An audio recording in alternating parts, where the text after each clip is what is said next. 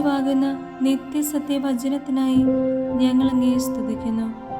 യേശുവേ, അങ്ങയുടെ പരിശുദ്ധാത്മാവിനെ നൽകി അങ്ങയുടെ മാഹാത്മ്യം കാണുവാൻ ഞങ്ങളുടെ ഉൾക്കണ്ണുകളെ തുറക്കണമേ. വചനമനുസരിച്ച് അങ്ങയുടെ സാക്ഷിയായി ജീവിച്ച് നിത്യജീവിതത്തിന് ഞങ്ങളെ അർഹരാക്കണമേ. ആമേൻ. സങ്കീർത്തനങ്ങൾ 76 അധ്യായം 1 മുതൽ തിരുവചനങ്ങൾ. ജേതാവായ ദൈവം.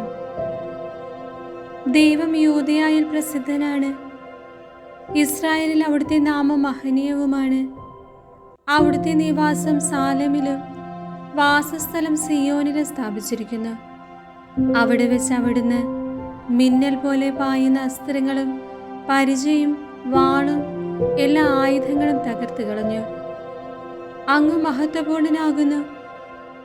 ശാശ്വത ശൈലങ്ങളെക്കാൾ അങ്ങ് പ്രതാപവാനാണ്.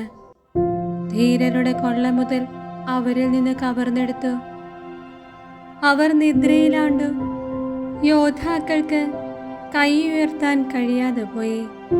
യാക്കോബിന്റെ ദൈവമേ, അങ്ങ് ശാസിച്ചപ്പോൾ കുതിരയും കുതിരക്കാരനും നടുങ്ങി നിലം പതിച്ചു. അങ്ങ് ഭീതിതനാണ്. അങ്ങയുടെ കോപം ഉജ്ജ്വലിച്ചാൽ പിന്നെ ആർക്ക് അങ്ങയുടെ മുമ്പിൽ നിൽക്കാൻ കഴിയും? ആകാശത്ത് നിന്ന് അങ്ങ് വിധി പ്രസ്താവിച്ചു. നീതി സ്ഥാപിക്കാൻ, ഭൂമിയിലെ എല്ലാ പീഡിതരെയും രക്ഷിക്കാൻ അവിടുന്ന് എഴുന്നേറ്റപ്പോൾ ഭൂമി ഭയന്ന് സ്തംഭിച്ചുപോയി. മനുഷ്യന്റെ ക്രോധം പോലും അങ്ങേക്ക് സ്തുതിയായി പരിണമിക്കും. അതിൽ നിന്ന് രക്ഷപ്പെടുന്നവർ അങ്ങയുടെ ചുറ്റും ചേർന്ന് നിൽക്കും. നിങ്ങളുടെ ദൈവമായ കർത്താവിന് നേർച്ചകൾ നേരുകയും അവ നിറവേറ്റുകയും ചെയ്യുവേൻ. ചുറ്റുമുള്ളവർ ഭീതിതനായി അവിടത്തേക്ക് കാഴ്ചകൾ കൊണ്ടുവരട്ടെ. അവിടുന്ന് പ്രഭുക്കന്മാരുടെ പ്രാണനെ ഛേദിച്ചു കളയും.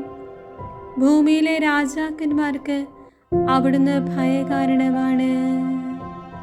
സങ്കീർത്തനങ്ങൾ 76 അധ്യായം 1 മുതൽ തിരുവചനങ്ങൾ. ജേതാവായ